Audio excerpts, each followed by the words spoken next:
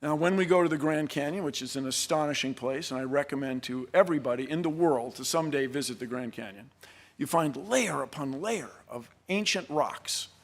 And if there was this enormous flood that you speak of, wouldn't there have been churning and bubbling and roiling?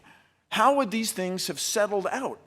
Your claim that they settled out in an extraordinary short amount of time is, for me, not satisfactory. You can look at these rocks, you can look at rocks that are younger, you can go to seashores where there's sand. This is what geologists on the outside do, study the rate at which soil is deposited at the end of rivers and deltas, and we can see that it takes a long, long time for sediments to turn to stone.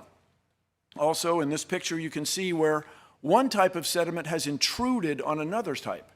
Now, if that was uniform, wouldn't we expect it all to be even without intrusion? Furthermore, you can find places in the Grand Canyon where you see an ancient riverbed on that side going to an ancient riverbed on that side, and the Colorado River has cut through it.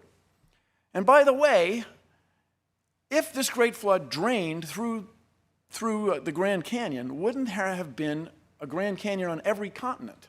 How could we not have Grand Canyons everywhere if this water drained away in this extraordinary short amount of time, 4,000 years?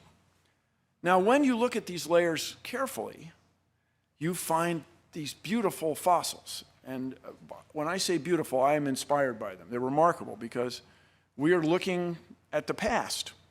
You find down low, you'll find what you might consider as rudimentary sea animals.